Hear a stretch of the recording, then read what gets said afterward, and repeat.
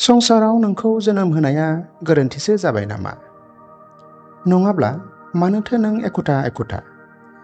जाय बिमा बिफाया नोंखौ आसि हमै हमै थाबायनो सोलोंबाय, जिउनि लामायाव आवगायलांनो सोलोंबाय, नोंखौ उन्दुहोनो नाजानानै गावनि उन्दुनायखौनो नागारदोंमोन, बावलांदोंमोन, बै बिमा बिफाया नोंनि मा गोरोन्थि मावखो?